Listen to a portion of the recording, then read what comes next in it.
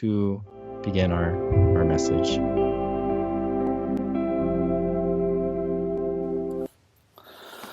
Hello, everybody. Hold on, let me do the split screen. Okay. Wow, Tim, thanks for the praise. And wow, we have a lot of people, huh? Yes, Do quite we a have bit. do we have anybody? Nobody from 21st, huh? 21st batch is not here, but I'm sure someone will tune in, hopefully. So we Hello, have hello, everybody. 23rd. Ooh, clapping. Hi, Yay! Isaac. Hey, can you tell me? Okay, so this application that we're using, we're not able to see your profile pictures unless you grant us permission. So, for example, Isaac, we're able to see his picture, and I'm able to see who he is because he granted permission. This, I don't know who. Welcome, Pastor Gideon. Thank you. Heart, prayer, heart, face. Thank you. Hello. I don't know who. Hello, Pastor Gideon. I don't know who. So give us permission, you guys, Yeah, to if you know who give me you are, so permission, that then I'm able to see, broadcast your profile picture. Heart, heart, heart. I thank you, love these two T-Wayne, for the pastors. Hey, heart. Tim, who said this? I love these two pastors. 이충환 목사님, Oh, Pastor Mike. okay. Dang Thank you, it. Pastor Mike. Thank you, Pastor. Oh. Hello, Pastor Gideon. Hello, Isaac. I missed you too, buddy. Hi, Connie. Oh, nice. Look at that profile picture.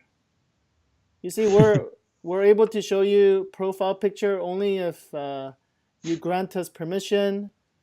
It's on the post description if you want to give us permission, or you can copy. Apparently, this is the link if you want to show us. Yes, I can see you now, Joseph. Thank you, Joseph. Okay. Oh, nice picture, Joe. Who's that next to you? Okay. Hello, I don't know who this is, but hello, hello, hello. Okay, so let's get it started. Let's go to our PowerPoint. Hopefully you'll be able to see this. Okay. All right, so our topic, dun, dun, dun, dun, it's gonna be dating and marriage. All right, so I'm gonna base this study, or not this study, this Bible study on this book. It's by Timothy Keller, The Meaning of Marriage. And so if you want more information, then you're able to access it using this book. Okay. Pastor Tim, have you read this book before? I have not, but I actually have a copy of the book sitting on my desk. So Okay, you need to read it. yes, I Okay. will be reading it. So we're going to be talking about a lot of different things. You might think, well, I'm not interested in marriage right now. You might think, I'm not really even thinking about marriage. I'm not interested. But this book actually is really, really helpful because not only does it talk about marriage, but it also talks about sex. It talks about dating as well. So we're going to be talking about all of those topics. Personally, for me, I feel like if I read this book before I got married, I would have avoided a lot of conflicts and a lot of fights with my wife. And so that's why I really wanted to share this with you guys, even though maybe you feel like you're too young to get married now, and you guys are. Pastor Tim, can you, let me see. Can you put on a headphone? Do you have a headphone on? Mm-hmm. Oh, you do have a headphone on. Okay, never mind. Somebody says you're echoing. Okay, it's okay. What was I saying, Tim? That if you had read this earlier, that you I would would have avoid avoided a lot of conflict. fights. What else? And then, so in this book, even though you guys are way too young to get married now, it gives you a good picture of what marriage is, so that when you do date, when you are ready to get married, then you know how to date well and how to prepare for marriage well as well. Okay, so we're gonna go on.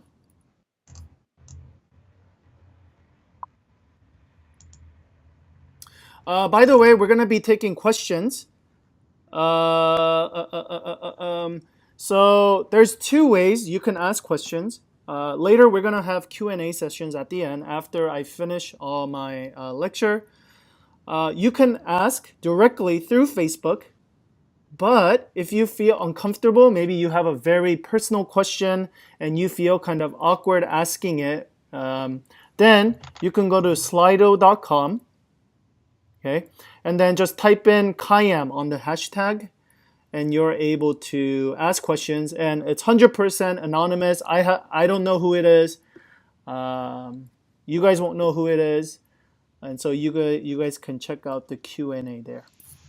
All right, so that's for that. Let's have some engagement between you and us. All right, so for this, a lot of fancy technology going on here, okay? Hey, Pastor Tim, oh, you can't see this, huh? I cannot. No, you're able, okay. So, this is you can pull, hold on, let me see. Pullev.com, Kayamm. Okay, so go to this website and you can pull, you can pick your choice. I'd rather be single and lonely, or I'd rather be married and bored.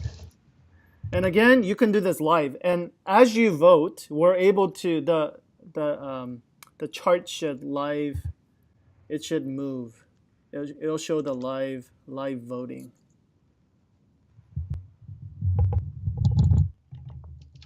Okay. Tim, can you see the, oh, you can't even see the screen right now, right? I don't see the voting. You don't see the voting yet? Hold on. I can see it. Oh, you can see it now? Yes. Mm-hmm. Okay. Can you check to see if this is gonna work? Go on there, please. Then tell me if you can vote. Oh, oops.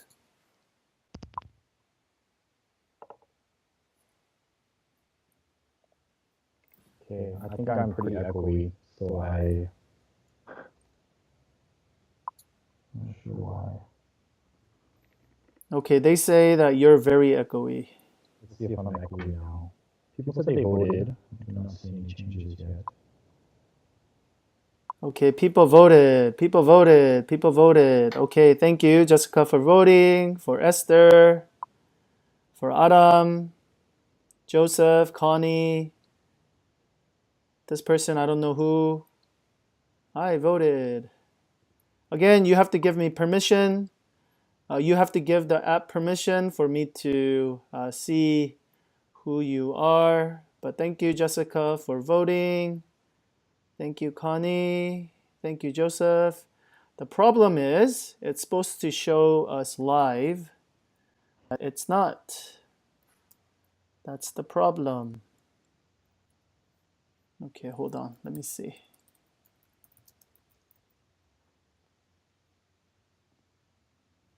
How come it's not showing live? Okay. Sorry, guys. We're going to have some technical difficulties because it's our first time doing this. And we're using a lot of fancy equipment.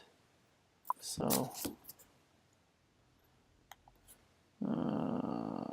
yeah, the poll is supposed to be live, but I don't know why it's not live. Let me see. So, let me check for you guys what the result is. You guys should try streaming on Twitch. Okay, maybe we should. Okay. we'll just skip this because it's not working right now. All right. Why don't you guys just comment? Tell us. Just tell us. Would you rather be single and lonely, or would you be rather married and bored? Pastor Tim, how about you? What would you vote? I think I would want to be married and bored. You would be married and bored. Yes. Okay, why is that? Because I feel like I would rather want to be with somebody. Like even if we're not doing anything, just the fact that I am in the presence of somebody else, I think would be. I think it would be more satisfying than being alone, like and single and having no one and that kind of thing. I think maybe from past experience of like being single and really lonely, it kind of sucks.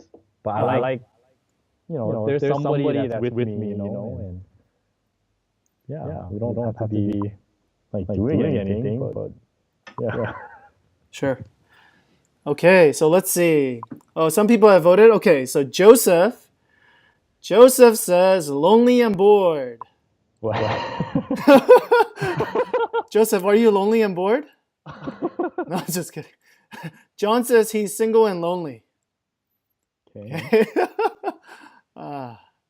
Adam says he would rather be married and bored. Connie also says married and bored. Julia also says married. Wow, a lot of married and bored, huh? And Joseph changed his answer. He said, wait, single and lonely. Hannah said married and bored. And then Esther actually said single for life. Hey, Esther, this study's not for you then. Jessica said single and lonely. Okay, this person, I don't know who this person is, married and bored. Again, you have to give us permission. You have to give the app permission, then I can see who you guys are. Married and bored. David said married and bored. And Isaac, the best answer, married and having fun. Tim, how come you didn't choose this answer? The answer's not there, so I just followed better. Okay. We'll move on to our next question. Our next question will be, I think purpose of marriage is ... Okay? So what do you think? And you guys can comment on Facebook. What do you think the purpose of marriage is?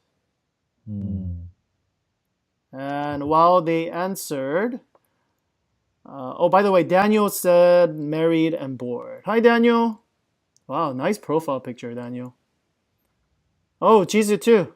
Hi, Jizu. Married and bored. Wow, where's that at? That's a nice background. Tim, so what would you say? What do you think the purpose of marriage is? That's a good question. I think. Do you want like a cheesy answer, or do you want like a serious answer? Okay, I want both. Okay. So I think my cheesy answer would be the purpose of marriage is so that the other person. Actually, I don't know if this is cheesy. It might sound really weird. But the things that the person can do by themselves, they don't have to do by themselves anymore. I can do it with them. Right? I can do it for them. My more serious answer. Wait, one more time. What was the cheesy one? So okay, this is not cheesy then. So the purpose of marriage, in my opinion, would be the thing or someone can do it for them. I see. So this kind of partnership of, like, hey, what you could be doing by yourself, you no longer have to do by yourself. I can do it with you. I can do it for you. Okay. So basically, you get married, so you have a partner, so to do activities with. Well, I mean, activities, tasks, things, living life. Sure. So a partnership, yeah. Partnership. Okay. Yeah. What would be your serious answer? And by the way, for all the people who are listening, you guys can also comment. Yes, please comment. Okay. So go for it. What is your serious answer then? My serious answer would be, I think marriage is a union of two different people. Wait, that's the same thing as partnership, huh? So you use the fancier words, and thus, you use the word union. Yes, Uh, a union of two different individuals. wow, that uh, sounded together. a lot more serious. Yes. Is it really though? No, I don't think. Maybe. Uh, Yeah, so I think my serious answer is like a partnership. partnership. It's a union of two people. That's the purpose of a marriage. I see. Okay, let me see. How come none of them are answering? Everyone's just saying that John says I'm not echoing anymore. Oh, you are not echoing anymore, by the way. What happened? How did you change it? The only thing I did was I turned off my mic and I'm just using the mic on my earphones. Oh, that's why. But yeah, I think that's why it's not echoing. Yeah, you're fancy. Wow, look at John's picture. That is a nice picture. It's in Ethiopia, yeah. Yeah. Oh. Oh, there's Hannah in the back too. Okay, so what do you guys think?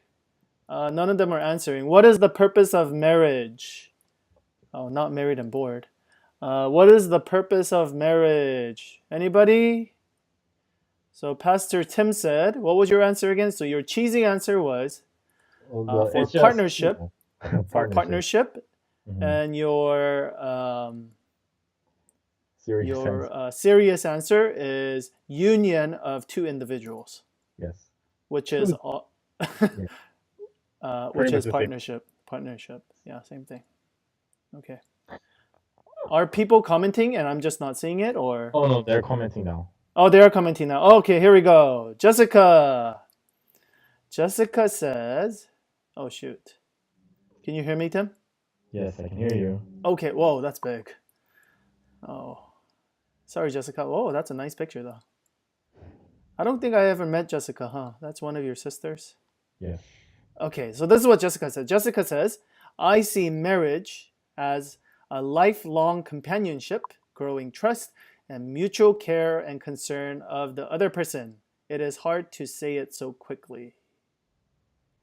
Okay. Hey, Joseph agrees with you. Joseph says, I agree that the point of marriage is to have a partner to do life with. Okay. Hey, John says you're echoing again. I think it's when it's not split screen, Pastor. Oh, is it? Mm-hmm. Okay. Then anytime you talk, I'll split screen it. Oh, this is what Adam says. Adam says, to have someone that always has your back. Oh, what do you think about that answer? To have someone that always has your back. Is that important for you, Pastor Tim? Yeah, I think it's important to have someone that supports, encourages you. I think that all entails like partnership and union, right? On the same page as Adam. Cool.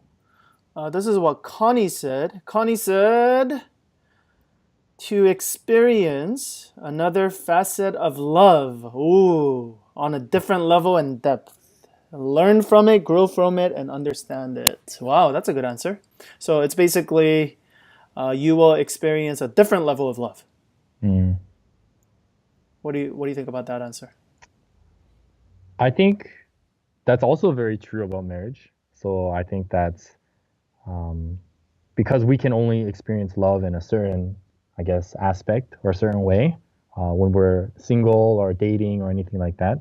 But through marriage, love it's like going up another level. Yeah. So I think that's a very valid answer too. I like that answer. Right. Oh, here's Isaac.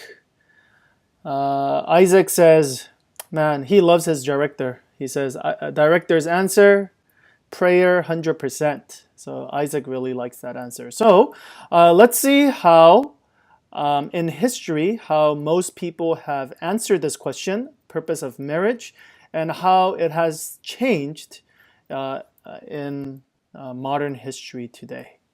So we're going to start our study. If I can. Okay. So here we go. All right. So this is the history of marriage, of how people have seen the purpose of marriage.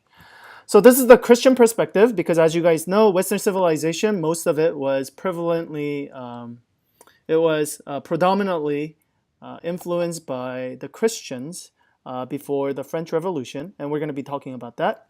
But primarily, the Christian perspective of marriage was, number one, marriage was believed to create character and maturity. Okay? Number 2, marriage was a solemn bond to help each party die to oneself, deny individual impulses and interests in favor of the relationship and serve the common good. Isn't that interesting, Tim? So it's really a Christian perspective, right? Where it talks about, hey, you need to be less selfish, you need to die to yourself. And when you get married, because you're living with somebody, it helps you to do that, right? When you live by yourself, that's actually when you become the most selfish. Why? Because you don't have to negotiate. If you want to turn on the music really loud, you can. If you want to snore, if you want to sleep late, if you want to eat something by yourself, whatever, it doesn't matter. If you're living by yourself, you can do whatever the heck you want. But when you're living with other people, some of you guys, especially Pastor Tim, who lived with many, many different people in the household, you know that you can't really do that. You don't have freedom. Number 3, marriage created a social stability in which children could grow and thrive. So it was really about, the point of view was, the purpose of marriage was for children. It was for society. Next, marriage is given by God not merely to Christians, but to benefit the entirety of humanity. Household, you know that you can't really do that. You don't have freedom. Number 3. Okay. Next, but we see that this changes quite a bit. Tim, I'm hearing feedbacks. Children. I'm guessing it's from your side. Yeah, hold on. I'm not sure why it's doing that.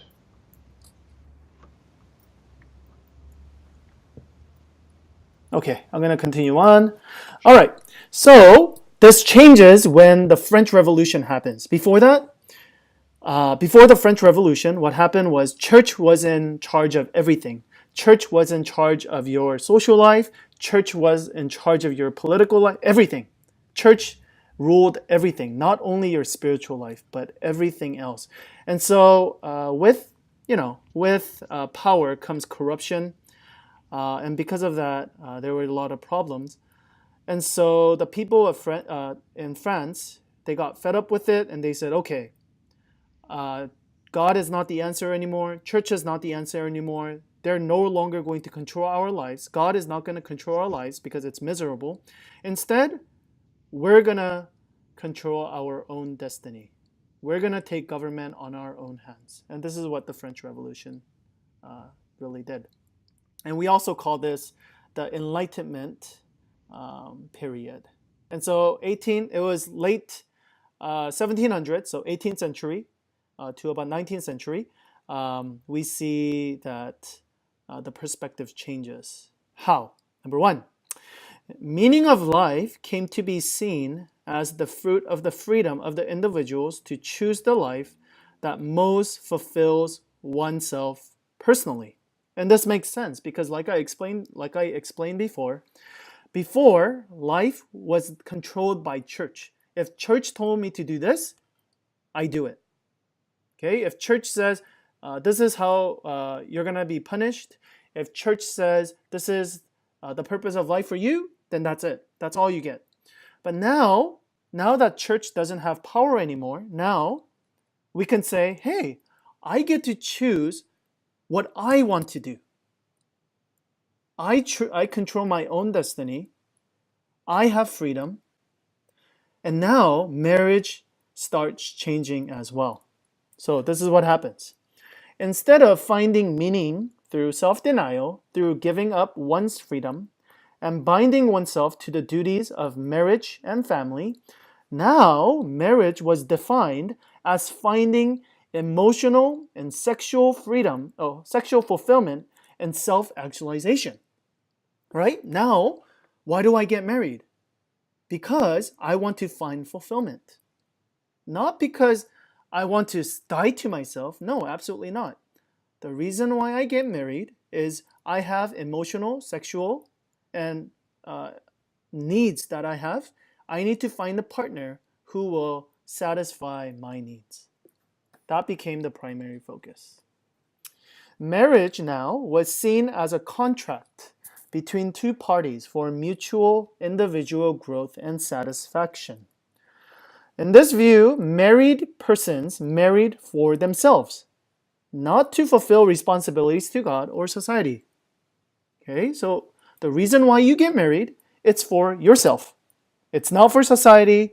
It's not even for your parents. You get married because you want yourself to be satisfied. Marriage used to be a public institution for the common good, but now it is a private arrangement for the satisfaction of the individuals. Marriage used to be about us, but now it is about me. And this is what we call me marriage. Okay.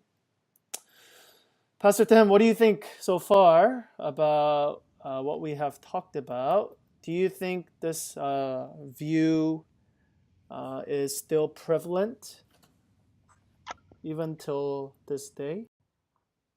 Oh, sorry. Hello? Oh, yes. Can you hear me? Yeah, we still can't hear you. Oh, you can't hear me? Not at all. Oh, I think you muted yourself. how about now? A lot of technical difficulties, huh?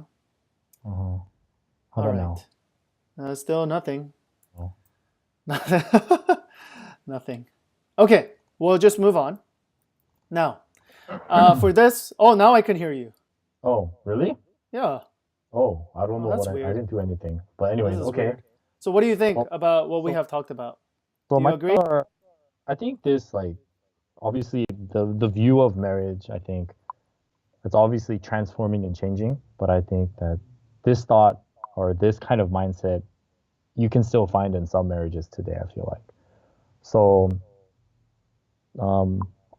yeah, I don't know how I personally feel, honestly, but I think it's like, yeah, I can see that. I can see why people thought that way and stuff like that. But that's about it. Yeah.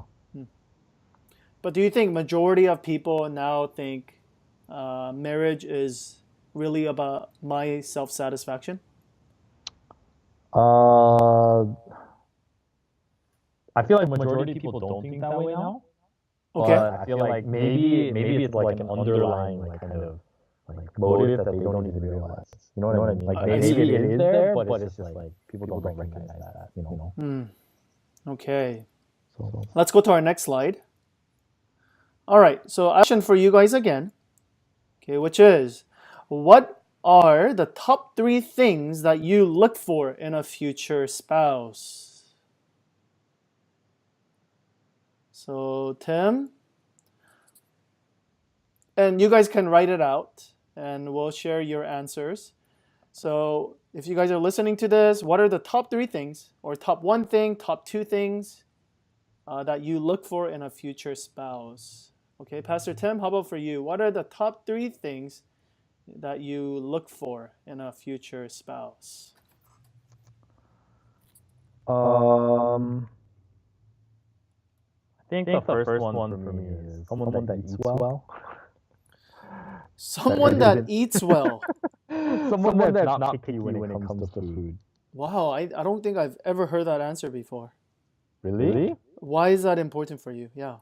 I think it's important because you know, like if I want to eat certain things, then like if we go traveling or we go do things, like if someone is too picky, then I feel like there's only so much I can do, you know? Like only so much I can eat. And so someone that has no like they're not picky, I guess. So maybe like more broad instead of like eats well is like someone that isn't like picky, I guess, you know? Someone that doesn't like nitpick every single little thing that I do. Someone that I guess also is someone. I guess something that I look for is, well, Pastor, this is hard. Well, you have one. No. Okay, so number 1 was someone that eats well. Oh, we can change that. Someone that isn't like picky. Someone who isn't picky. Someone's very open. Someone that is very open. Okay, someone that's open. Someone, I guess someone that doesn't, or not doesn't. Someone that encourages me and pushes me to become a better person constantly. Okay, so first one was someone who's not picky. And number two is someone who can push you to be a better person. Okay. And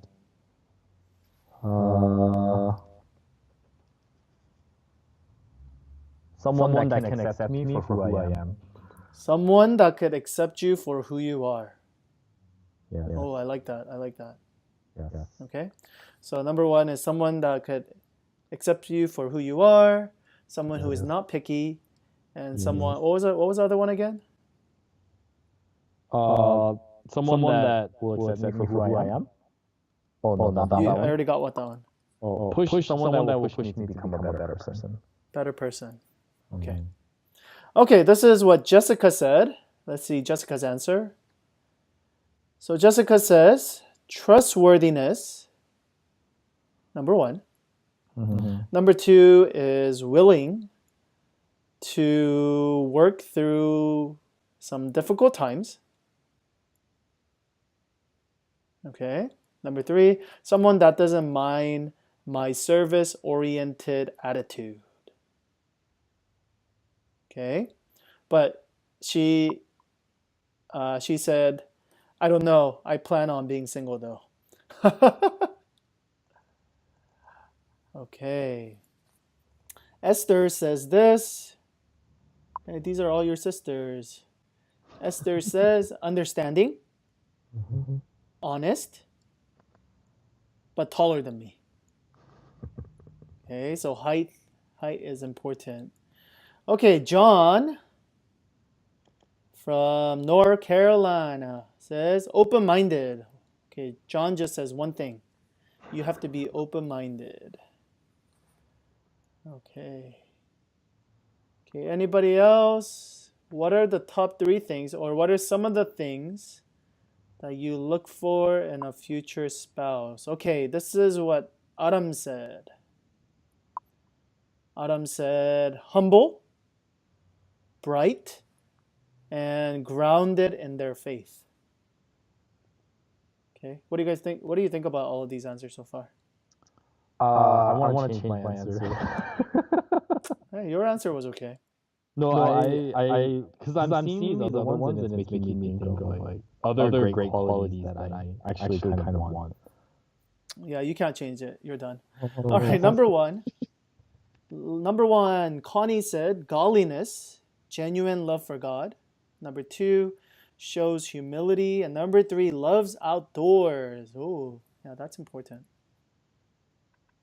Okay, next one is Daniel. Daniel says, number one, trusting. Well, I wonder what Daniel means by trusting. Like, they're very trusting? Like, they trust easily? Is that what they mean? What Daniel means? Okay, number two, willing to compromise. Ooh, like that. Number three, loves God. All right. Next one is going to be Joseph. Good at communicating, patient. Number three, strong faith. So good answer so far, right? Yeah. I'm actually surprised that no one actually said physical appearance. I mean, I guess Esther said taller than her, but Except our superficial Esther. Just kidding, Esther. Why is that, Tim? Is it because like physical attraction is just a given?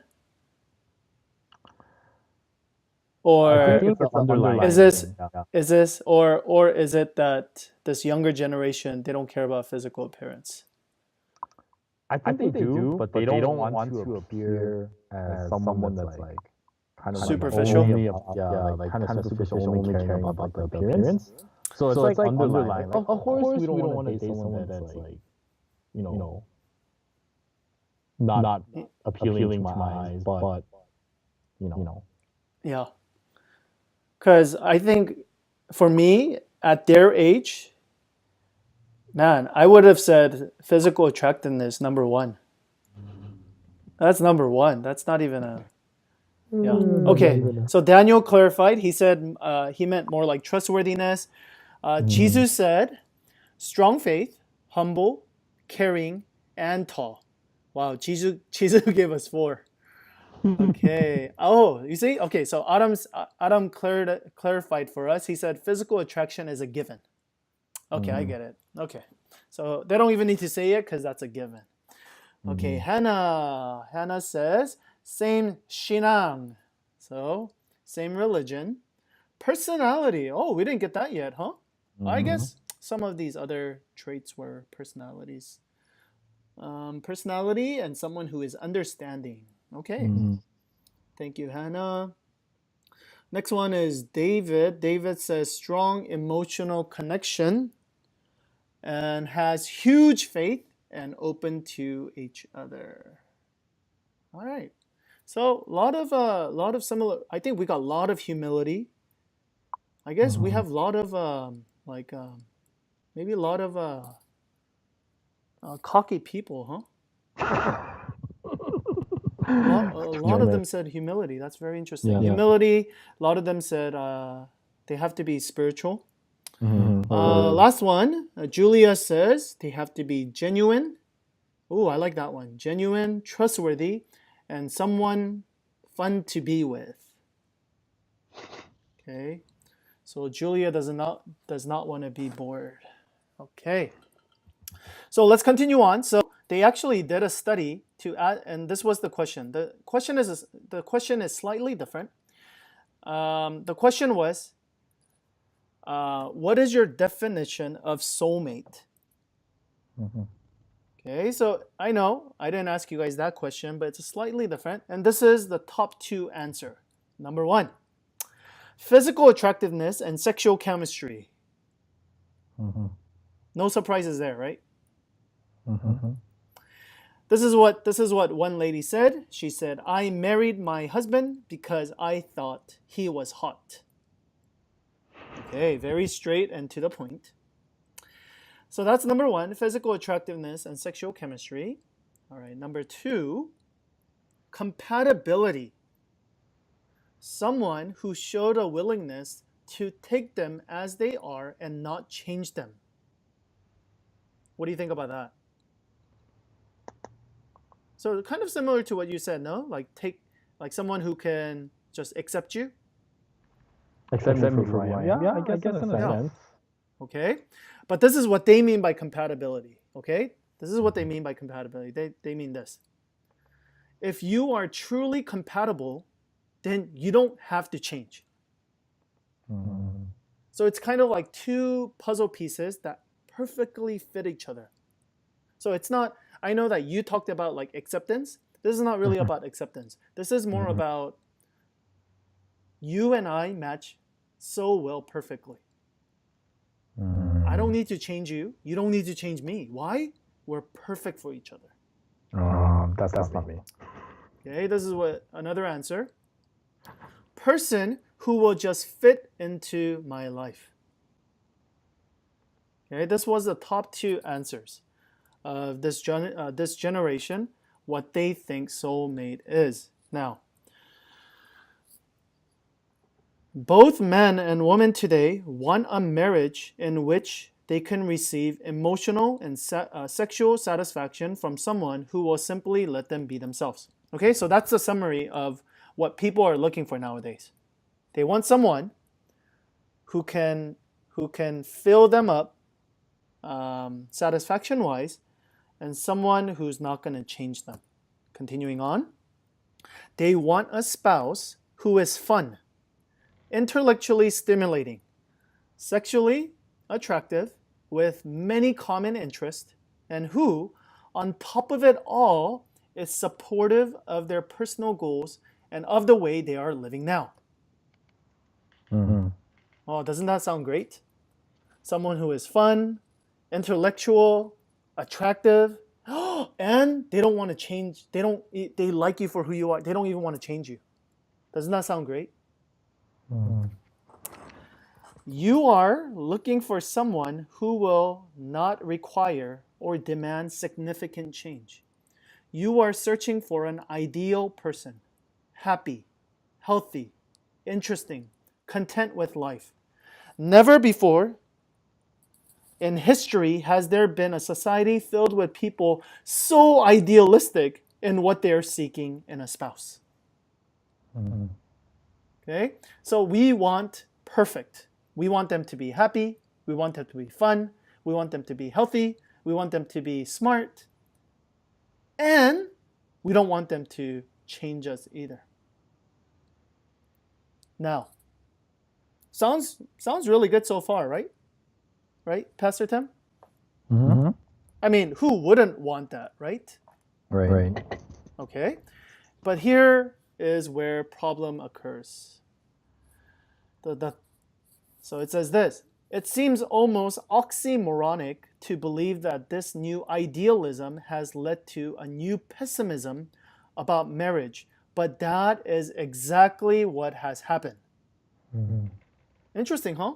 So the author, Tim Keller, what he's basically saying is, it's because our standard of people we want to marry or even people we want to date is so unrealistically high that we have such a low view of marriage and dating today. Mm-hmm. Older views of marriage are considered to be traditional and oppressive, while the newer view of the me marriage seems so liberating. Absolutely, right? Before, it's like, oh, your parents tell you, hey, I have arranged marriage for you. Oh, that sounds horrible. Or, hey, I want you to meet him because blah, blah, blah, blah, different reasons. And it's like, oh, that's so oppressive.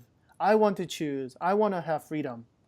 But the problem is, with more freedom, we want more things. But because we want more things, we never find those type of people. So therefore, we always feel like we're never going to get married. We're never going to find the right person. And even if we maybe do date or get married to someone, we always feel like we're lowering our standard. Therefore, we have settled. So we're never happy. We're never happy dating. We're never happy in marriages either. Why? Because we have unrealistic expectation. Because to conduct a me marriage requires two completely well-adjusted, happy individuals with very little in the way of emotional neediness of their own or character flaws that need a lot of work. The problem is, there is almost no one like that out there to marry, right? If you want the perfect marriage, if you want to find the perfect person, the problem is you're always going to feel hopeless. Why? Because those people don't exist.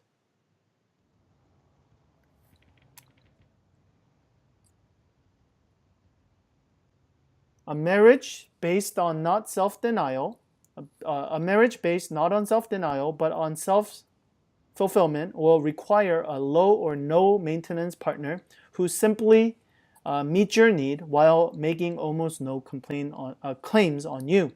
Simply put, today people are asking far too much in the marriage partner. After all, our culture makes individual freedom, autonomy, and fulfillment the very highest values. But thoughtful people know deep down inside any love relationship at all means the loss of all three. Okay, so basically, our culture, it makes freedom, self-fulfillment, these kind of things the highest value. However, we understand that when we go into relationship, if you say, I want freedom, I want self-fulfillment, then you're not going to be together with that person for a very long time. Because if you want freedom, why are you even dating that person? Right? So, any thoughts so far, Pastor Tim? No. Okay, we'll continue on. Okay, we're continuing on. So, Tim Keller, he's going to make this claim, and it's going to sound very weird in the beginning. He says this: the sociological and the Christian answer to this is that no two people are compatible. So basically, what he's saying is you never marry your soulmate. There is no such thing as soulmate. It fails to appreciate the fact that we always marry the wrong person. Interesting, right? He says we always marry the wrong person. We always marry people that are incompatible. Why? Because we never really know whom we marry. We just think we do. So the basic idea is that you never really know a person until you marry them. And so you might think that you know this person maybe because you've known this person for a long time or you've dated this person for a long time. But until you really get married, you really don't know who this person is. So even if you are compatible before, when you are dating, when you get married, that's going to totally change. When you have kids, that's going to totally change. When you have a job, that changes. When you move, it changes. So this is the sociological reason. Marriage brings you into more intense proximity to another human being than any other relationship can. Therefore, the moment you marry someone, you and your spouse begin to change in profound ways. And you can't know ahead of time what those changes will be. You hear this from people all the time. Actually, you hear this a lot from girls primarily. They always said, man, when you were chasing after me, you treated me so nice. You bought me flowers and chocolate and you wrote me letters. You changed. And that is absolutely true. But girls change as well, right? So it's not only guys. It's not only girls. It's everybody. As human beings, we change. And especially marriage, that really changes you. I remember Chris Rock, I think it was Chris Rock, he's a comedian. He said, whenever you meet somebody for the first time, or even when you are dating, you always meet people's representatives. You never meet the actual people, but you always meet the other person's representatives. Unless you start living with them, you spend more time with them, then you start seeing them for who they are. Continuing on. Over the years, you will go through sessions or seasons in which you have to learn to love a person who you didn't marry, who is something of a stranger. And obviously, this is, he's not really saying you married a stranger, but that person will be so different than when you first saw them or when you first met them or even when you were dating them or even in the beginning of marriage. They're going to be so different that it's going to be like, this is a totally different person. You will have to make changes that you don't want to make, and so will your spouse. So, the journey may eventually take you to a strong, tender, joyful marriage, but it is not because you married the perfectly compatible person. That person doesn't exist. So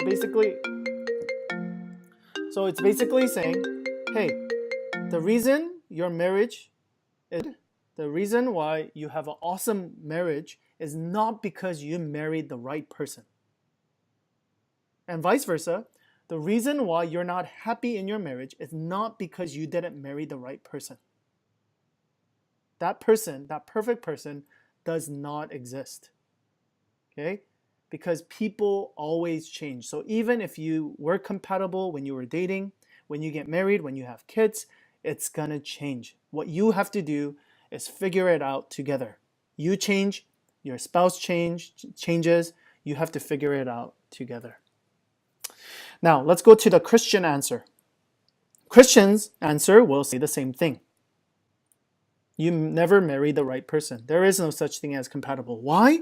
Because any two people who enter into marriage are spiritually broken by sin, which along other thing means to be self-centered, which means you're never gonna marry the right person. Why? Because all of us are sinners. All of us has sins. All of us are addicted to something. All of us are broken. All of us has issues. So for you to go, I need to find the perfect person, that's not going to happen. Okay? Why? Because Bible tells us all of us are messed up. This is what one poet says. Why should neurotic, selfish, immature people suddenly become angels when they fall in love? So he's basically saying, everybody's selfish. Everybody's broken. What makes you think that just because they fall in love that they're going to change? That's not going to happen. Now, maybe during dating time, they might treat you nicer. They might be less selfish. They might be less immature. But you spend time with them. You get married. That's going to change. Again, no more representative. The biblical doctrine of sin explains why marriage, more than anything else that is good and important in this fallen world, is so painful and hard. Now, the Bible tells us that God has given us marriage, that God has given us male and female. Okay, so I'm not trying to downplay marriage by any means. However, we have to also have a realistic expectation of what marriage is, which is, in this sinful world, two sinful people, it's going to be very difficult for them to live together, to have a marriage, to have a happy marriage. Why? Simply because we're all selfish. We're all sinners. So what we have to do is we have to first accept that. We have to understand that. And then we can move forward. Let's continue on. Pastor Tim, are you there, by the way? Yes, I am here. Okay, now we're going to end with this. What is the great secret? So where do we go from here? Because this sounds very, very negative and unhappy so far. So this is from the Bible.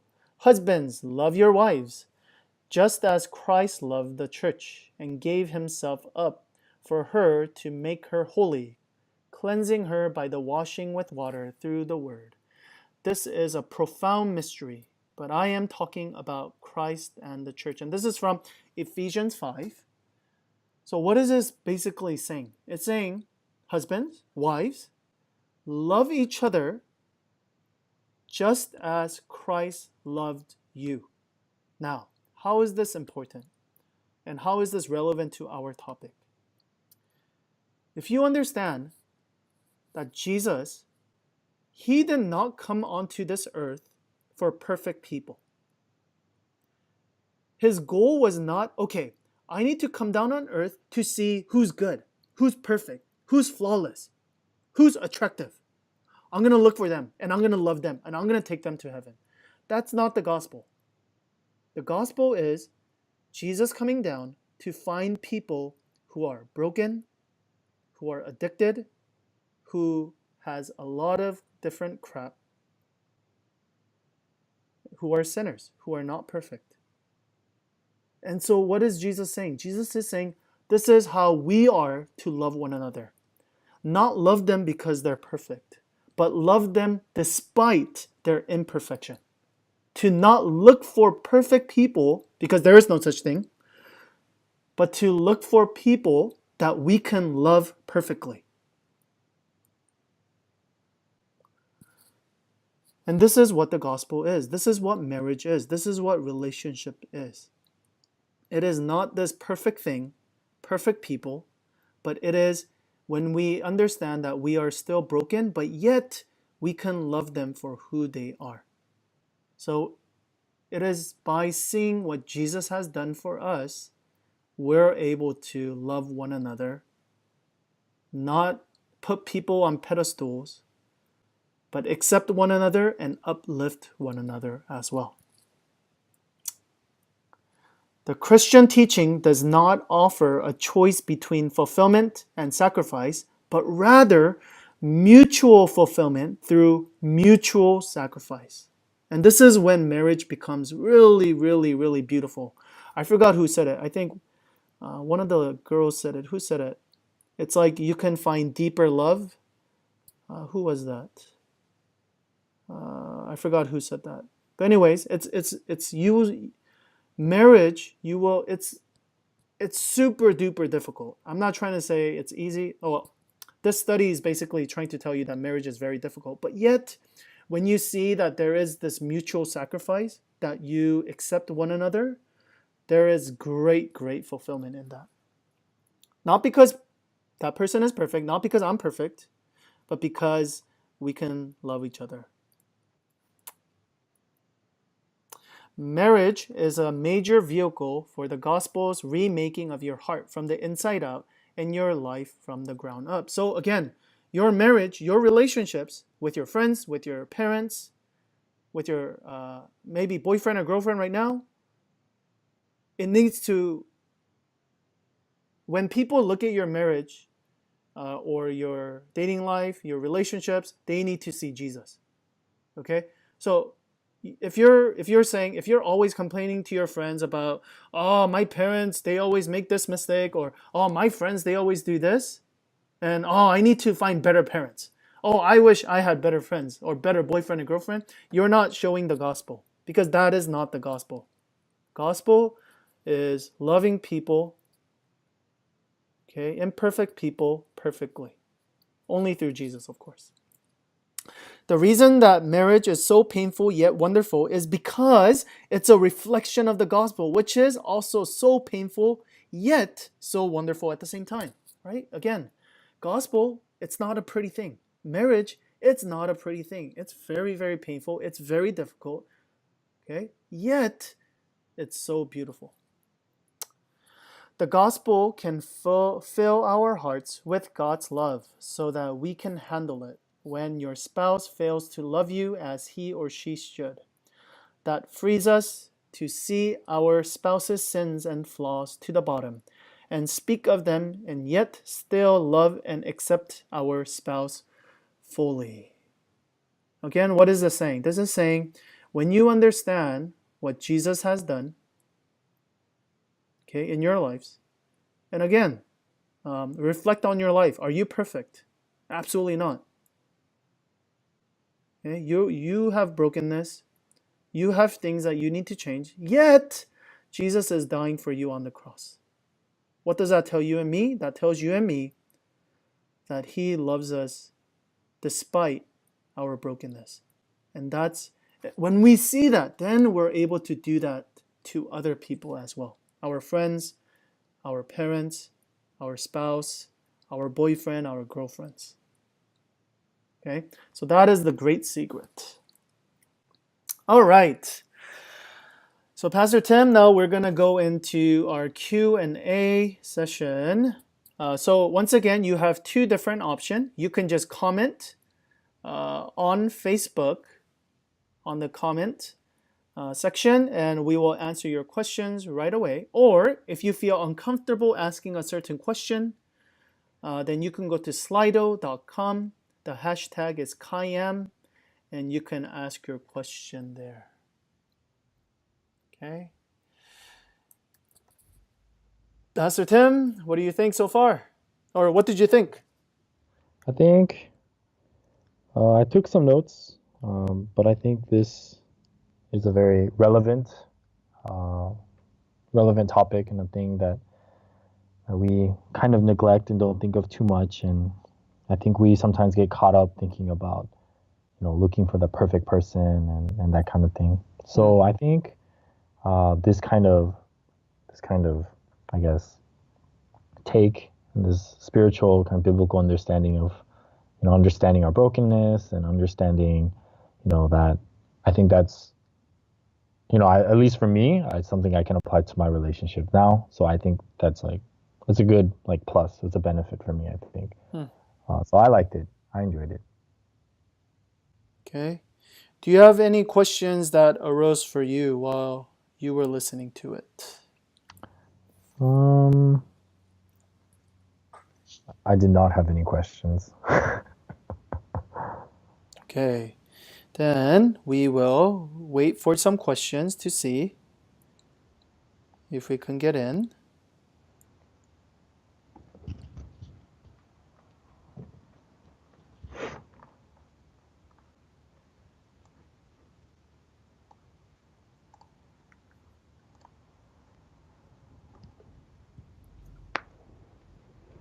Tim, can you play some background music?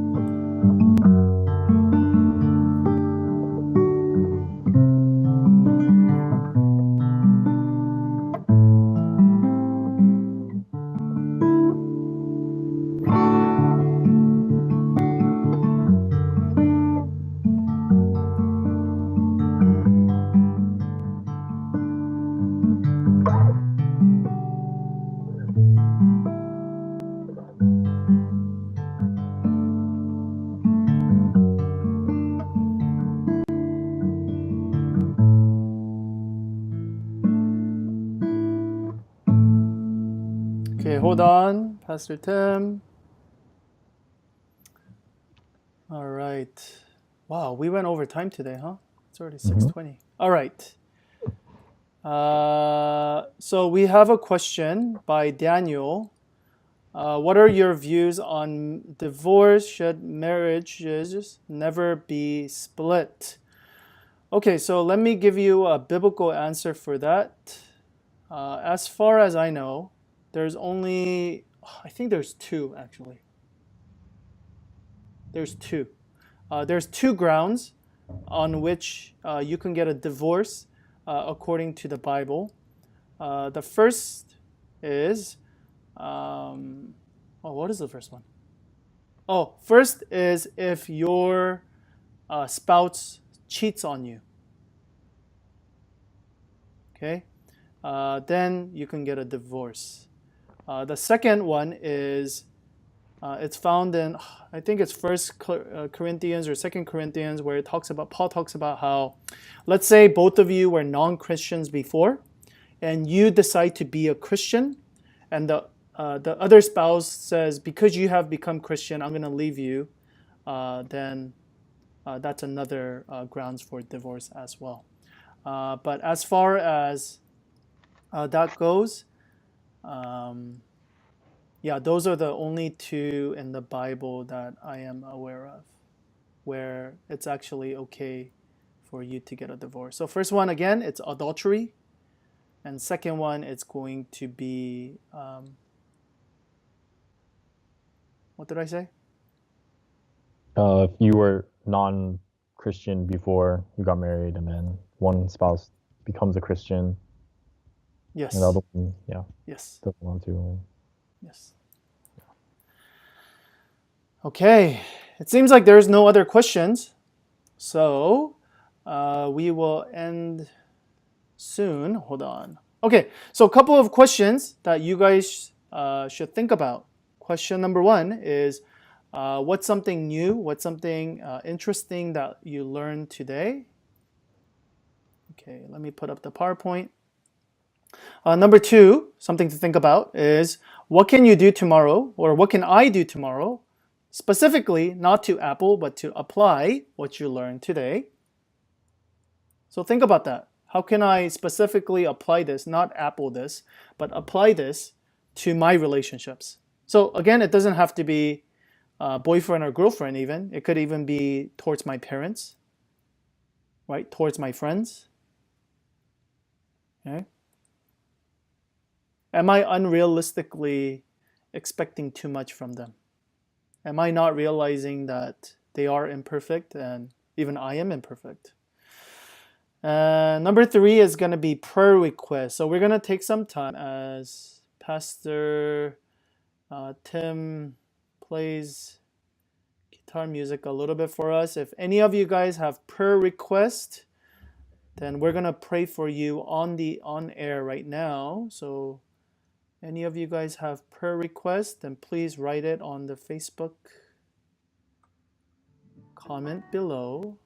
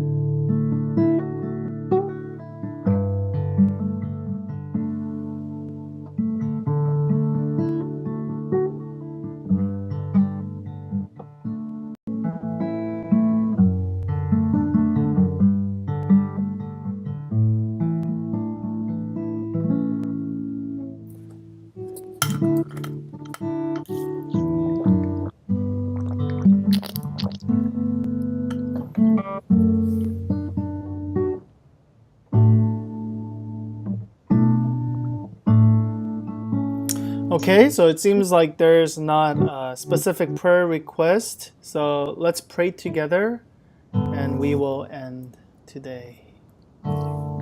Let us pray. Thank you, Father, for technology where even though we're all around the country, that we're able to gather together. Lord, we have learned today of your love for us, despite our brokenness and our flaws and our mistakes. Help us to recognize your love and how you have loved us, so that we may better love our parents, our boyfriend or girlfriend, our friends, our classmates, just all parts of relationship. Lord, I don't know what our Kayamm members are going through, but you do. So Lord, may you guide them in their studies, in their life, in their relationships, and may you speak to them. In Jesus' name I pray, amen.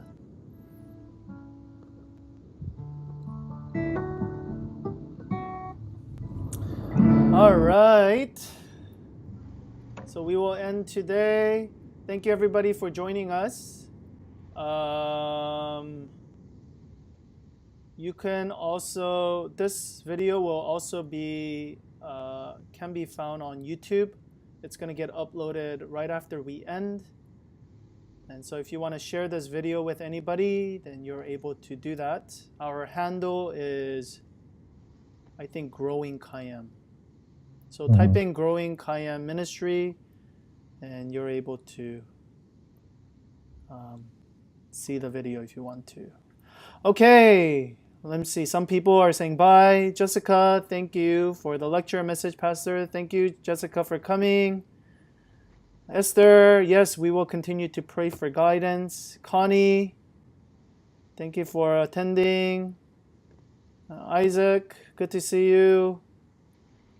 All right, goodbye, everybody. And we're going to end with outro video.